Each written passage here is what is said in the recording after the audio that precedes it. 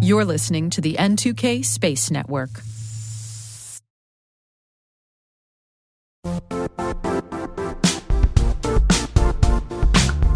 And now, a word from our sponsor, ThreatLocker. Keeping your system secure shouldn't mean constantly reacting to threats. ThreatLocker helps you take a different approach by giving you full control over what software can run in your environment. If it's not approved, it doesn't run. Simple as that. It's a way to stop ransomware and other attacks before they start, without adding extra complexity to your day. See how ThreatLocker can help you lock down your environment at www.threatlocker.com.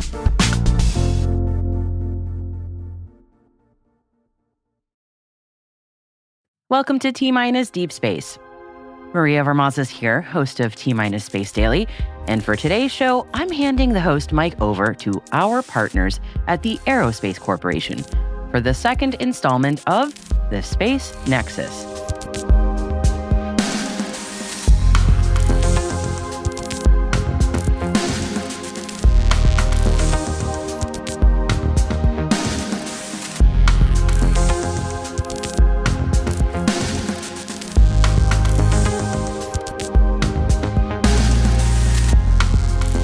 You're in the Nexus, courtesy of the T-Minus Space Daily podcast. I'm Parker Wishick at the Aerospace Corporation.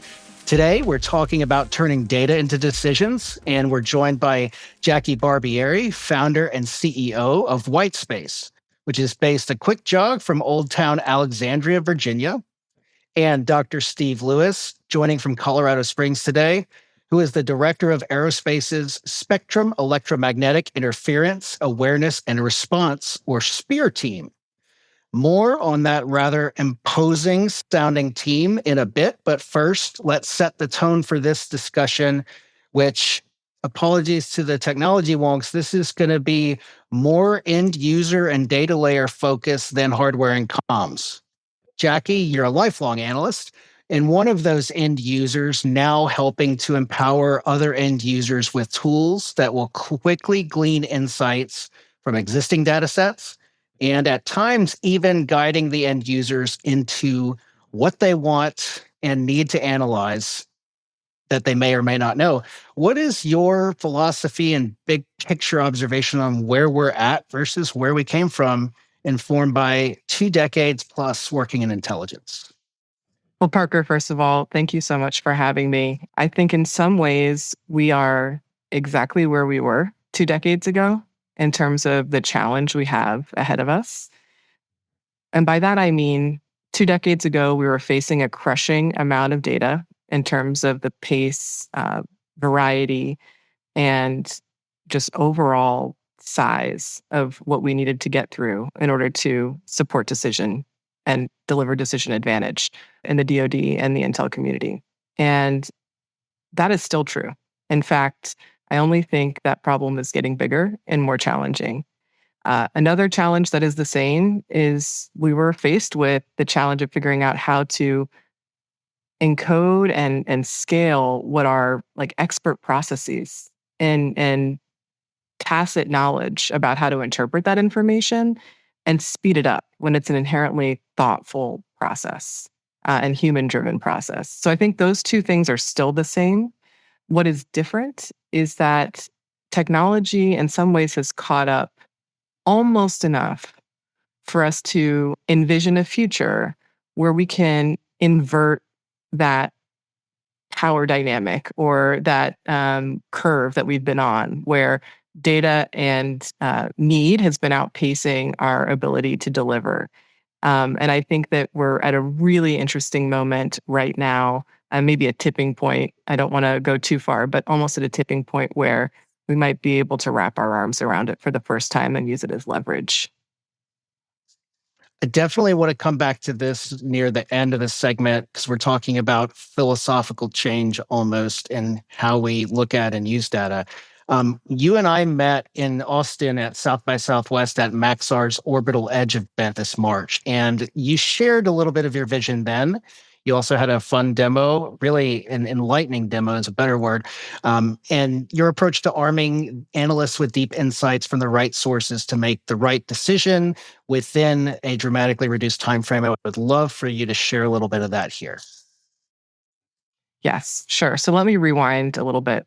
Those challenges that I pointed out that we're still faced with today, in terms of getting expert knowledge encoded or scaled via software, um, this is a process that Whitespace has been involved in for over a decade. So we actually started out facing and trying to help the intelligence community address the challenge of training people in new methods for applying data in maybe non-traditional ways from non-traditional sources to get at really hard problems and to provide decision advantage at a speed that actually met operational need. And so we were trying to scale initially through training in different scenarios, getting people upskilled. And about 5 years ago, we expanded our capabilities as a company and started investing in developing tools that could augment individuals, intelligence analysts, and operators as they're trying to get at key information to drive the decisions that they have to make every day. And so that demo that you saw, Parker, was really about how far can we push the envelope? Can we build a credible, reliable, trustworthy tech stack that can enable an operator end user to self-serve information? To me, that's like the hardest challenge. There's so much baked into that. If you're an expert in this industry, you might be shaking your head at what I'm saying. It's not lost on me how hard it is to deliver. But the truth is, our team has been chipping away at this problem for a really long time. And I'll explain a little bit about how we've been doing that. So, first and foremost, you got to have good quality data. That's like table stakes. So, we've gone out into market and we've identified some of the best sources of commercially available non-pixel information. That's really important for me to state here. That can be leveraged to understand and reveal hidden connections between individuals, groups, locations, events, so on and so forth. So data is the foundational layer. The next layer here is a set of deterministic algorithms or tools that automate and speed up those workflow modules that we've been training analysts to do for almost the last decade.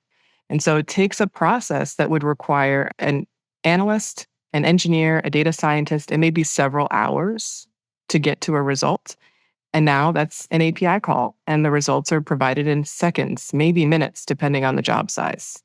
So that's exciting, right? So now we're going across sources. We're able to chain together these complex workflows really quickly.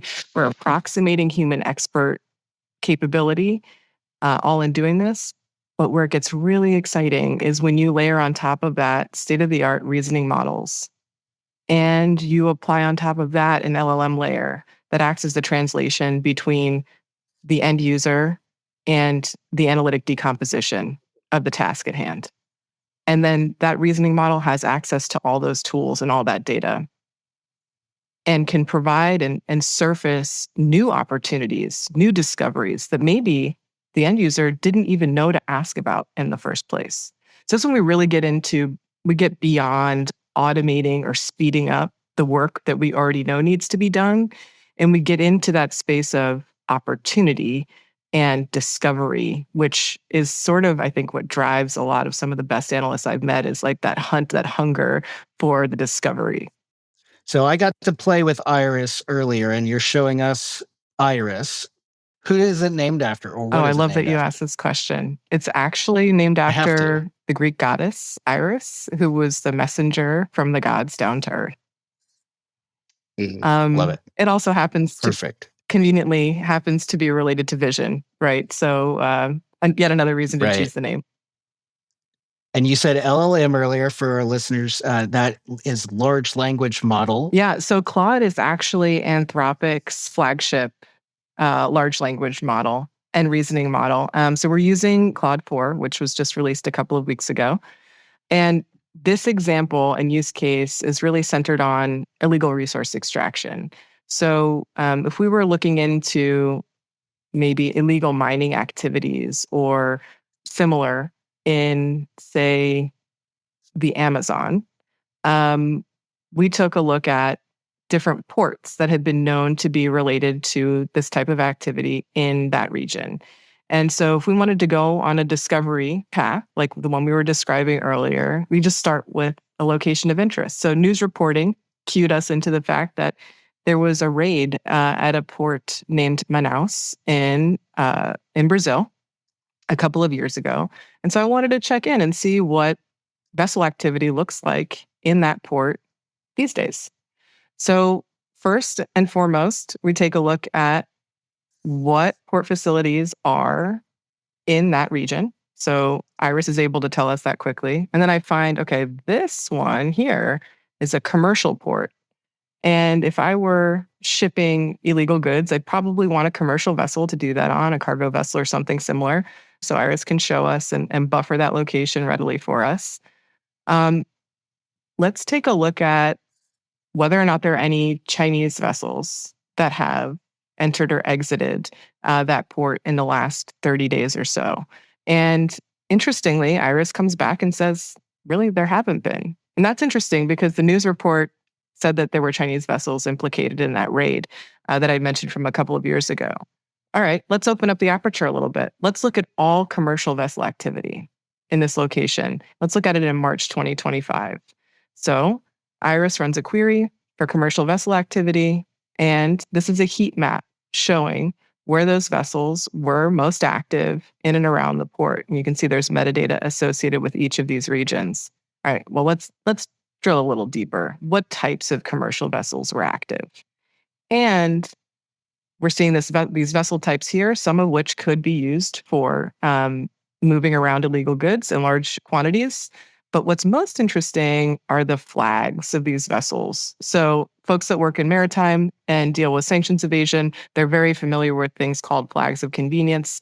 Certain countries make it very easy to flag your vessel and have very low bar in terms of the requirements to do so. And some of those countries are listed here. So this is getting interesting. All right. Now I've asked Iris to tell me for all vessels that were located in that port during the month of March, tell me where they went in April. What's really interesting to me are these vessels that are going around the southern tip of Africa and up towards China. And see, where this track ends is actually the temporal limitation on my query. It's not the spatial limitation on the data.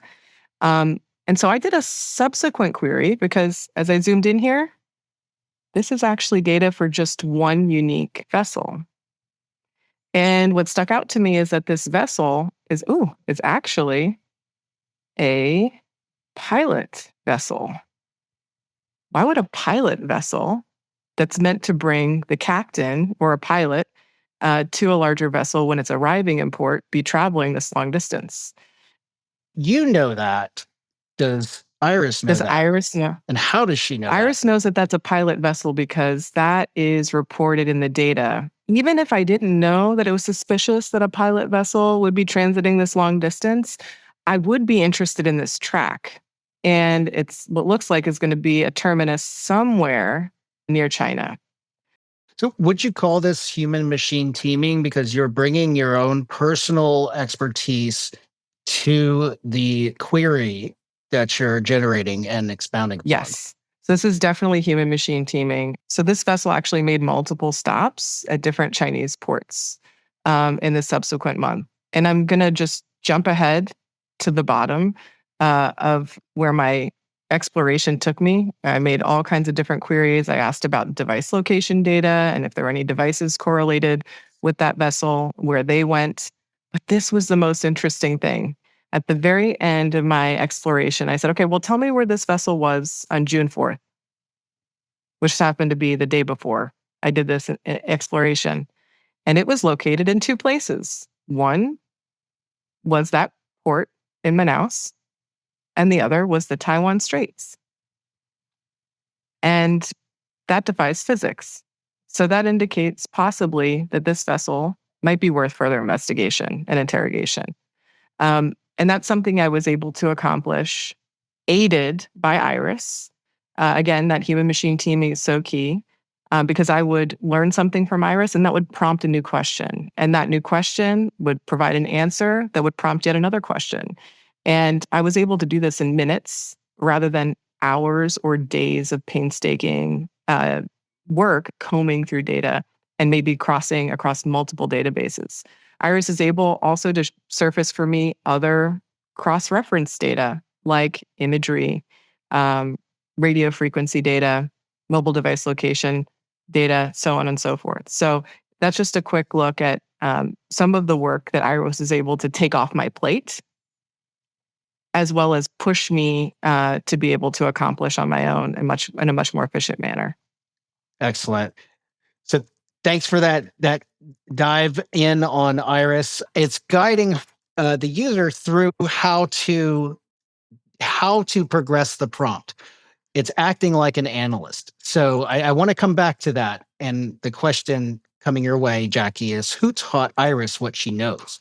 But I want to segue to Steve now and his SPEAR team that, again, at Aerospace stands for Spectrum Electromagnetic Interference Awareness and Response. Some similarities in how this team is using data in unconventional ways. And Steve, I want you to just kind of tell us a little bit about what is SPEAR doing. If there's anything you want to build on from what Jackie's provided to date, please go for it. Yeah, absolutely. Yeah, and I recognize that acronym is quite long, hence the SPEAR team. So there's another piece of this that I think is related to the conversation, and that's something we call massless payloads. So massless payloads, it's software, very similar. We looked at Iris as an example of a software tool that can be used to process data to extract insights. And so the SPEAR team actually kind of pioneered this idea of massless payloads to process commercial data sets. Our initial endeavor was looking at data sets, unfortunately, that were not ideal. It was what data is available from existing hardware as it is on commercial systems without asking a commercial data provider to make any changes. Just give us the data that is available, and we applied software, massless payloads, to process that, to look for insights. The data was often data that's dumped on the floor and not even used. It just happens to be available. The first example was observables or measurements from radios on commercial spacecraft, and more specifically, GPS or GNSS radios. So the Global Positioning System, Global Navigation Satellite Systems. And so we took those observables, a mix of more exquisite, if you will, to some that they are what they are. Not as many decimal places, that we would like to have. And we created a Pathfinder prototype to just explore that area, to process the data, to detect and characterize manufactured interference. That was the goal. The great thing about the SPEAR team is, as we talk about the big problem to solve, software's great, data's great, but there's another piece to this. How do I advance this technology, these techniques, these tools, and transition them to operations? And we saw an opportunity, in this case for aerospace, the SPEAR team, to pioneer a Pathfinder prototype, demonstrate it, identify who might be transition agents, and show that Pathfinder prototype and the opportunity, and then look for a transition path.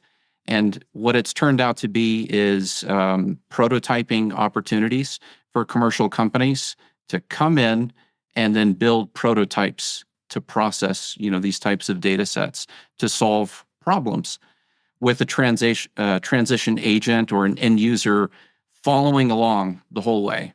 And the SPEAR team's role becomes, we want success. So help out the prototyping activity, help out with transition.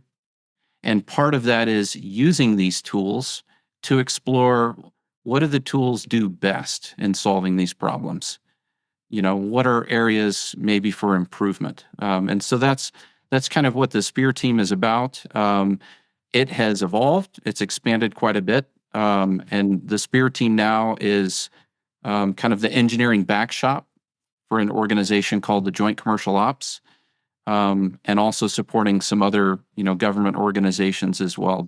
So to go back to massless payloads, and frankly, for me, it's taken a while for me to kind of grasp that. The first time you hear massless payloads, you wonder how is that possible? But what you're essentially doing is you're taking onboard hardware and you're not changing how it operates, but you're changing what you get out of it. You're not changing the data. You're changing how you're using the data, how you're applying it. Am I correct on that? Absolutely. And you talked about data sets that are left on the cutting room floor. Essentially, what you're doing is you're doing the restaurant's chef special. You're serving ingredients the next day that weren't needed in the main entree. But what you've actually done in some of these use cases is you've created an award-winning entree that is now something people are going to your restaurant for. Can you tell me the anecdote you told me a couple of weeks ago about your work with a commercial company of asking for access to their data set and how you brought that to the government, essentially creating a new tool overnight that then has translated into actual commercial work with the US government? Yes, and that Pathfinder prototype was called Deep PNT, Data Exploitation and Enhanced Processing for Positioning, Navigation, and Timing. So Deep PNT, and you're right. This actually came out of my schoolwork, and where it really came, to be honest with you, is I don't want to call it desperation, but as I was working on my degree program, I was told we need to really see this experiment in a real world environment. Well, for me, it was detecting jammers and spoofers, for GPS for school.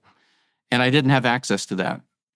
So I had access to public GPS receivers that were near GPS test events that I, at the time, couldn't afford to go to. So I looked at data from that GPS receiver and discovered, oh, wait, I don't have to go to that event. I can just use data from this device and I can see what's going on, at least enough. I can't know everything. I can't comprehensively solve the entire problem, but I can provide an element of it and something that was good enough. And so, taking that much further, I was able to work with a commercial company that had data from systems that were already deployed, and they shared that data with me. And I, wrote some basic software code just to do an initial proof of concept. And I was able to demonstrate, with that data set, we could provide something valuable: global persistent awareness of manufactured interference, or I should say, possible or probable manufactured interference. And then with that success, the key was then finding a way to transition that to industry. And that's really where the success came, right? From FFRDC to industry, and ultimately to operations, where it is now. Commercial capability, where it's providing value to real world users. And it sounded like when you were telling me this, the initial company that you worked with was part of an award, but beyond that, there were other companies part of that award. So from a minimal investment on the part of one commercial company and some collaboration, there was an actual use case, a value proposition that emerged, and it was a force multiplier for engaging these commercial companies to support the United States. Absolutely. And even better than that, that was one prototype. We've actually done 5 other prototypes across multiple mission areas, and each of those have led to commercial opportunities. So it has been an exciting ride working with commercial, working with the government, and end users as well.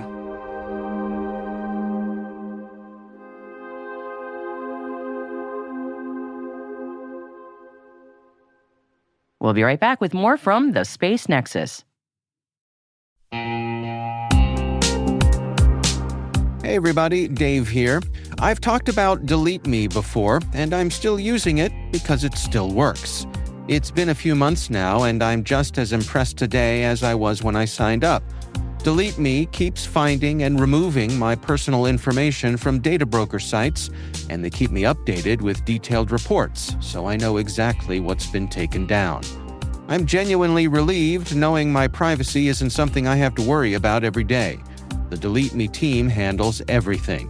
It's the set it and forget it peace of mind. And it's not just for individuals. Delete Me also offers solutions for businesses, helping companies protect their employees' personal information and reduce exposure to social engineering and phishing threats. And right now, our listeners get a special deal, 20% off your Delete Me plan. Just go to joindeleteme.com/N2K and use promo code N2K at checkout. That's joindeleteme.com/N2K, code N2K.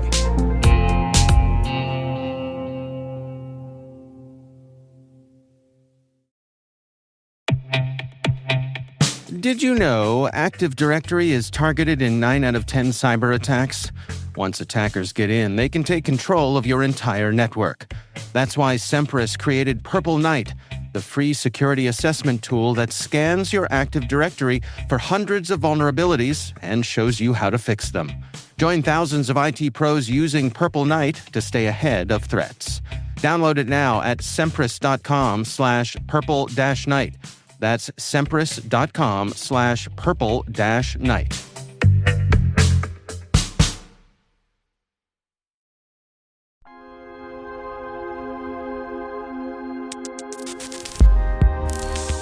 Welcome back. Here are our partners at the Aerospace Corporation now with more of the Space Nexus. So this question's for both of you. Both White Spaces solutions, Iris specifically, but I know that you have other offerings, Jackie, and Spear's work. They strike at the notion that we are not confined to what we have today, to what we know today, that there's some value in the unknown. There's always another lens to look through or ways to use the tools that we have at our disposal. And both of you have proven it doesn't take decades to transition to that, that operational state. It doesn't take months for an RFI to be issued and fulfilled and responded to.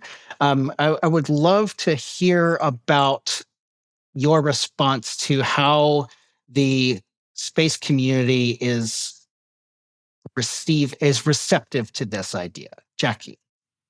I really can't say enough about how receptive the space community has been to new, unknown efforts, capabilities, solutions, and the pursuit of that. And really, it's not just the space community. I kind of put you in a box there. Well, I'd say it's most front and center culturally with them. You're right. It's not just the space community, but I think it takes a lot of courage on the part of a government end user, regardless of what organization or agency they're a part of, to say, hey, I have a problem and I'm open to creative solutions to that problem. I'm not going to prescribe the template that it needs to follow. I'm just going to tell you the outcome that I'm looking for. And I think that at least we've had the honor and the privilege to be part of a cell called the Tactical Surveillance Reconnaissance and Tracking Cell, TAC-SRT, that very much has that ethos and in their engagement with every vendor on every effort. And I think that's yielded some really incredible breakthroughs.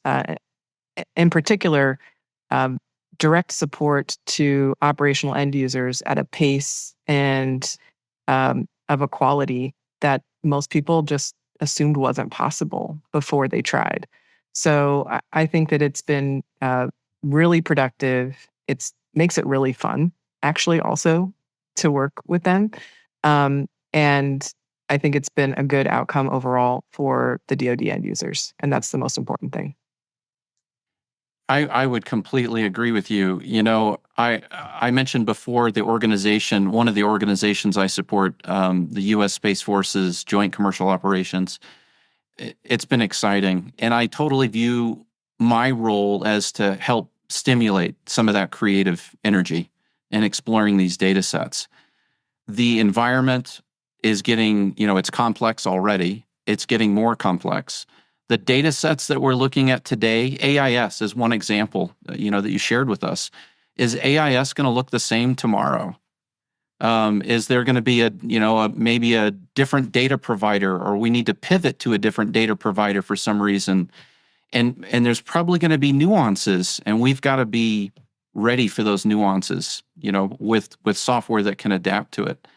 Hard problem, complex problem.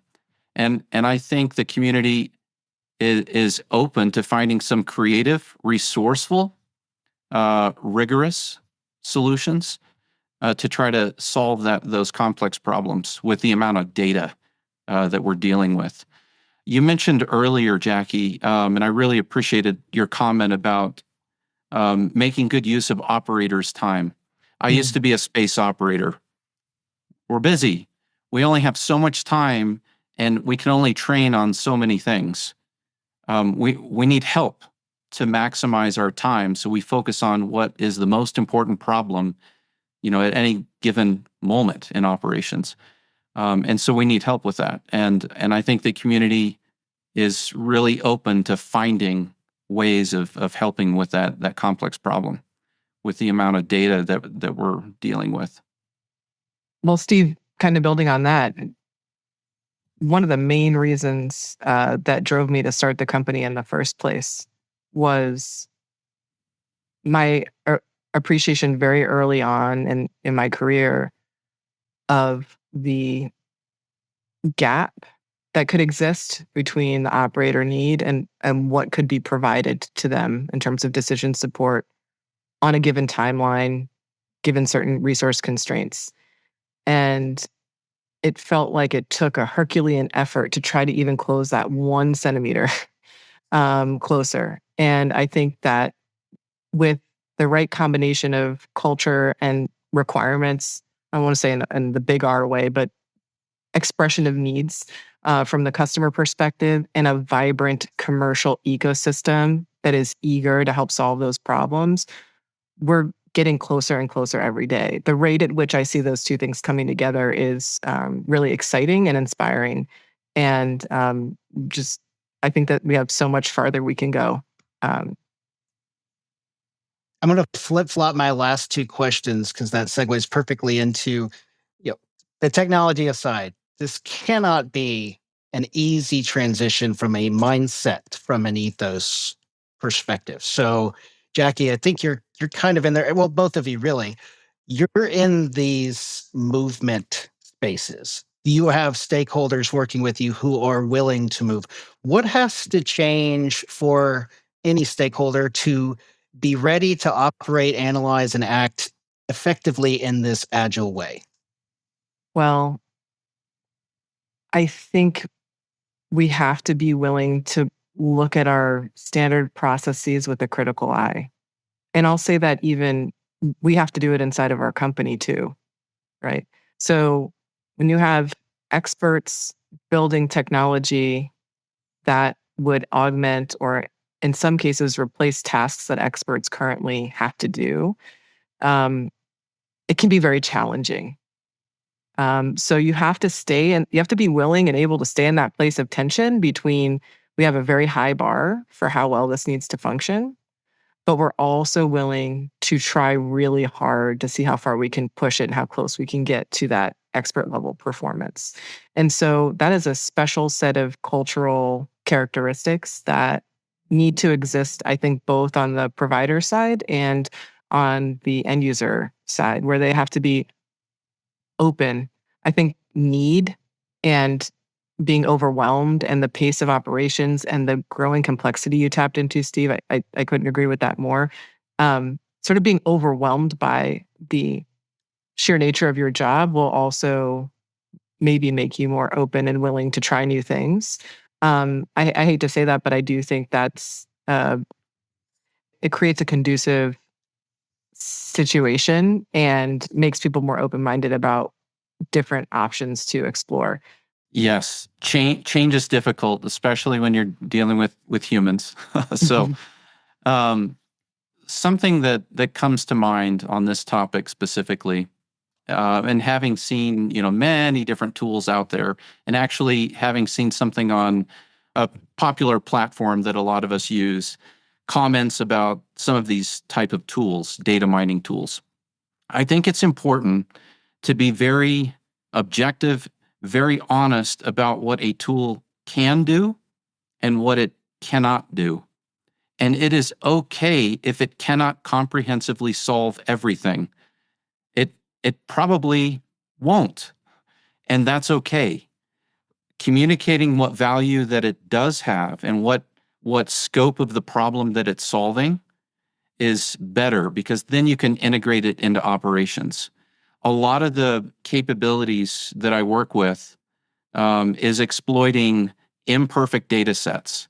There are equipment artifacts that we have to try to filter, and we don't ever have full knowledge of all of them. There are known unknowns, and there are probably unknown unknowns. And so as we try to transition that, there are unknown unknowns. We know there yes, are unknown unknowns. yes. But to get that in an operator's hands, I got one shot often, right? I don't want to hand them something, promise it does, lots of things, and then they discover, that it doesn't have the value they thought it did, and they won't come back. So it's very important to communicate, probably more important to communicate what a tool cannot do, or at least some level of, confidence at what it can do or cannot do. I think that is very important as we explore, this, data science, AI, ML, and these technologies to mine data and provide meaningful insights. Steve, I have to jump in because what you just said is one of the fundamental lessons that an analyst has to learn. I don't know, sir. Mhm. And it takes a lot of courage to do that and to not tap dance. But that is the crux of how you build trust and how you participate as a team player. And I think when people flip that switch and they lean into that, their credibility only goes up. So I could not agree with you more on the human level. That's so important. I think it's equally, if not more important from a technology perspective. And I think that brings me back to my question that I put a pin in, Jackie. Who taught Iris what she knows?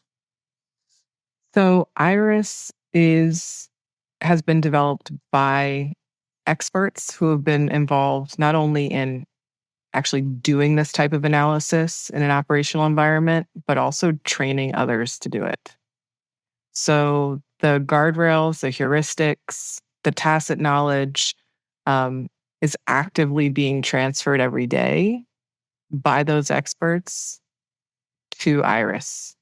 I'm saying that conceptually, I'm kind of hand waving, but in terms of the prompting, the directions that she's given, the guidelines that she's supposed to operate within, that's all crafted by SMEs. And you're one of those SMEs. You have 2 decades yes. in intelligence plus, and you've taught this tool, and you and your team have taught this tool using courses how to act as an analyst in guiding the end user through the analysis process, to be a crutch for them to lean on or a trusted advisor in their ear. That's exactly where we're headed. I wouldn't say she's fully trained yet, but she's pretty capable. Think of her like an eager, recent college undergrad, right? She has a little bit of training under her belt. She's capable. She's got a lot of tools at her disposal, but she's becoming more and more expert every day. And that's partially because she's being used to support real operational requests every day from end users in the combatant commands. And so every time a new requirement comes up, Iris gets a new tool and Iris gets new instructions on how to use that tool and how, most importantly, not to use it. So again, that's coming from experts, instructors, practitioners, all working together with the engineering team and as part of the engineering team to make Iris a reliable and trustworthy companion. And so we'll bring that back to the end to the trust component. How can end users, how can acquirers trust that these, let's say what we're selling here right now, and I use lowercase selling, is we're selling a quicker path from data to decision and much more rapid decision making in real time where you have real high stakes for the end user. Steve, how do we build trust in this approach? And then back to Jackie for closing. Yeah, and I think that's what the Spear team has evolved to, is working across industry, working with data providers, commercial service providers, the government, FFRDCs, UARCs as well, to help do additional data curation. And I'll back up. During the prototyping, to help identify what's the scope, what might this tool, this approach or technology, where might it have the most value? What is it, is there one thing that it does really well, or maybe a few things? Where might it need more work? And what areas can it just not do? Identify that early on so that we can find that best path. And then later in the process, once it's transitioning and transitioned, providing independent data curation. And it's a mixed bag of data curation from, the raw data that's fed into these tools to maybe it's processed data that's coming out of the tools, but helping to provide some independent data curation, for further enhancement, future enhancement, looking for data corruption, whether intentional or unintentional. And then the second function that our team does is mission assurance. Having some other domain experts, data science experts to join the fun. We're not there to look for problems. We're there to ensure success, across the board. Successful adoption, successful continued development and enhancement, to further refine and improve. So I think, as far as that trust piece, our role is to help facilitate that trust, not alone, but with that broader group. This is such a hard question, Parker. I think that because it depends on the end user, it depends on the acquirer's context. I personally believe that the best way to gain trust, and when we've seen it grow like almost instantaneous, go from like skepticism to like eager interest, is when an end user sees Iris, in our case, achieve a result or find a thing that they knew was relevant, but there was no way for us to know or Iris to know a priori was relevant. So results, I think, reps, using it to maybe try to replicate or benchmark against known knowns, Steve, to your point. And at least then they know and they have some confidence that that can be covered down on. And maybe that's all they feel comfortable using it for. And that might be enough to get a lot of work off the plate so that the experts can work on the harder things, which are those unknown unknowns. And so I really think it is benchmarking, comparison, and the opportunity to take it for a test drive that really drives that trust. And just an extension of what you said, another role, we facilitate live testing. Some of the examples are turning on cooperative emitters and having a truth source emit, and working with the data provider, working with the tool developer, to understand any adjustments that may need made, and the performance of it as well. And when I say live, I mean real world live, unscripted, but sometimes with some extra knowledge. That's the timeline we're working on here. That's the timeline we are using artificial intelligence and human machine teaming from an operational standpoint. It is right now, it is 2 seconds ago. Just a fun, maybe not so fun question to close on. Are your tools and this technology going to put smart critical thinkers like me and other analysts out of business? And what's the time frame on that? Oh man, I don't think so. I firmly believe we are entering into the golden age of the critical thinker. We're going to be super empowered in a way that has never been the case in the whole history of humanity. I think that I've asked new types of questions that I didn't even realize were, I would just discount them or completely avoid them, try to work my way around them because it would require too much processing time or too much manual effort. I don't think so. I just think that as an expert critical thinker, Parker, you're going to have the opportunity to pursue and conceive of new questions and develop new answers. And that's really exciting to me. We can't beat that ending, so we'll leave it there. Jackie Barbieri, founder and CEO of White Space. Thank you so much for coming on the program. Dr. Steve Lewis, director of the Aerospace Corporation's SPEAR team. Thank you for coming to talk to us. Thank you to the T- and N2K team for having us. Thank you for joining us here in the Nexus. Until next time.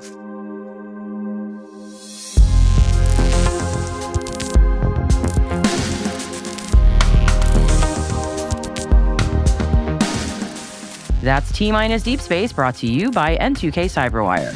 We'd love to know what you think of this podcast. Your feedback ensures we deliver the insights that keep you a step ahead in the rapidly changing space industry. If you like the show, please share a rating and review in your podcast app. You could also fill out the survey in the show notes or even send an email to space@n2k.com. We're privileged that N2K Cyberwire is part of the daily routine of the most influential leaders and operators in the public and private sector, from the Fortune 500 to many of the world's preeminent intelligence and law enforcement agencies. N2K helps space and cybersecurity professionals grow, learn, and stay informed. As the nexus for discovery and connection, we bring you the people, technology, and ideas shaping the future of secure innovation. Learn how at n2k.com. Our senior producer is Alice Carruth. Our producer is Liz Stokes. We're mixed by Elliot Peltzman and Trey Hester, with original music by Elliot Peltzman. Our executive producer is Jennifer Iben. Peter Kilpie is our publisher, and I'm your host, Maria Varmazis. Thanks for listening. We'll see you next time.